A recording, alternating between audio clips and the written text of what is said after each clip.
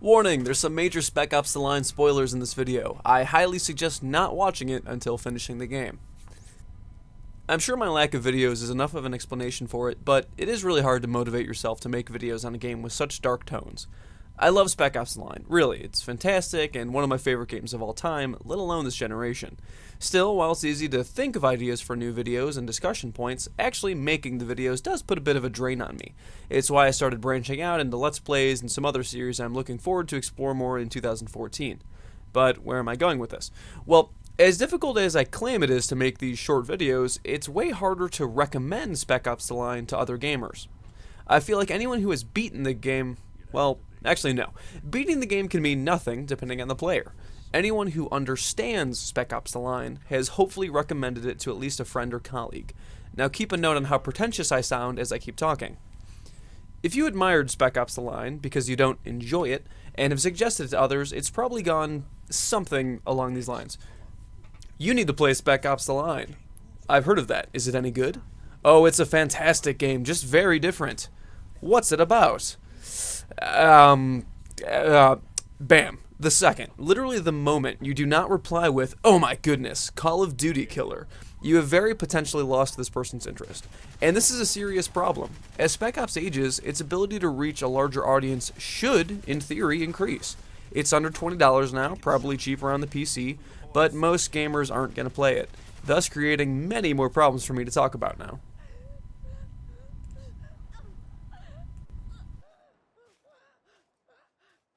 Problem 1. Who should play Spec Ops The Line?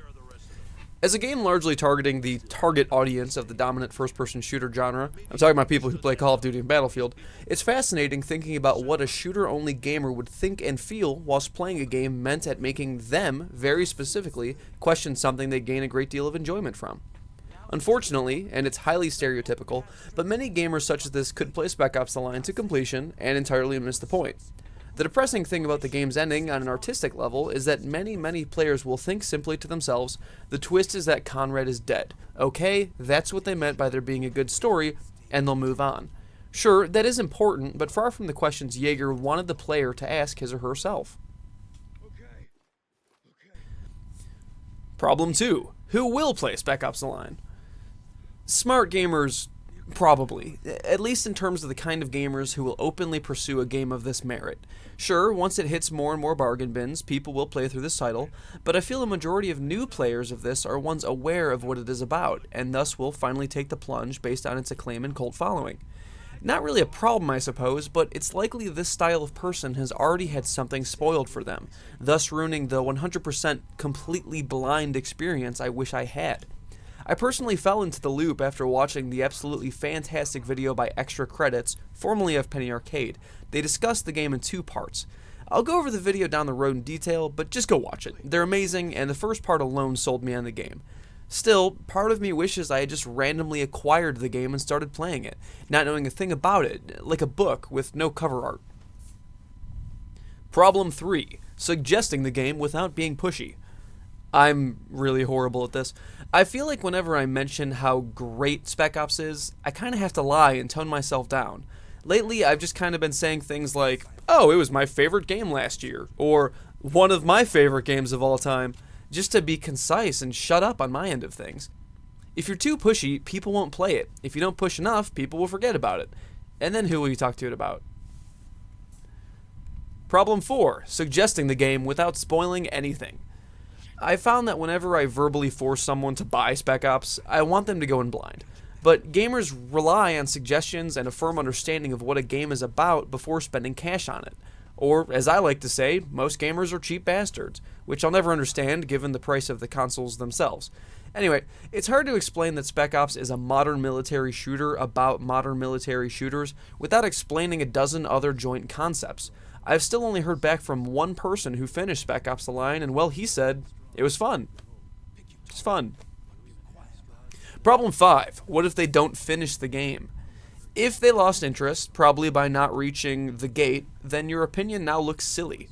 You, as a person of trust, recommended a janky shooter that seems to have come out in 2008. You pretentious asshole, you. Problem 6. Wanting people to understand the game. There's certainly no answer to this one. Unlike a movie that can be suggested and finished in under 3 hours, games are always a much harder sell. Hey man, go finish this 7-hour campaign super quick so you and I can have an in-depth discussion about the othering of militant troops on the other end of our gun's barrel. It's just not as easy. Which I suppose is a reason to join up in forums, but most of the discussion for Spec Ops has really already happened. Other than some Easter eggs likely still buried, there's not much new to explore. I want to cover what is available and what is known, but the ability to discuss this game at launch was hard enough as it was with few people playing it, let alone finishing it, then understanding it, and so on. Lastly, rather than making a cheesy video dedicated to it, I wanted to bring up something I received in a message recently, from Mr. Shadowtruth. Hey, how do you do? I've seen your videos on Spec Ops. Great game, and the Easter eggs you uncovered are really interesting and got me thinking things over. 8th time playing it, and I'm still discovering new things like Conrad's face on earlier billboards when Walker is entering Dubai for the first time, a whole lot earlier before Conrad is declared a bad guy. Or the tree right before the white phosphorus scene. When you first see it and walk past it for a couple of stairs, then turn back, it is withered and died. That leads me to think that even before the catastrophic massacre, Walker was hallucinating and probably suffering from PTSD, which was kept in check until that white phosphorus massacre. Just my humble deducting. Can't wait for more videos on Spec Ops. Greetings from Germany. First of all, seriously, thank you for sending this message my way, Mr. Shadowtruth. Even if it only took you a few minutes out of your day, getting comments and messages really motivates me to keep doing this. Admittedly, I don't want to be on Spec Ops discussion forever, but it's clearly why I'm getting any subscribers at all. Now, in terms of your deduction, that's a perfectly reasonable theory. The game's lead writer, Walt Williams, who is currently the lead writer for 2K Games and helped with Bioshock 1 and 2 to some degree, stated that there is no one singular truth to Spec Ops The Line. There is not a definitive answer, and any theory is worth writing down.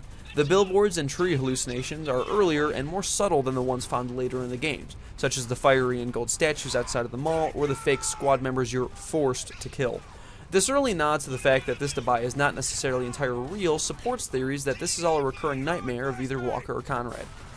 Now, personally, I don't even think Walker exists and find that this is more of a symbolic walk through memory lane from Conrad's point of view as he dies.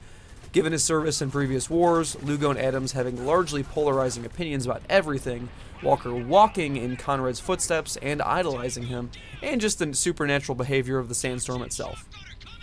There's more to it than that, but I'll stop for now. Thanks for watching, everybody.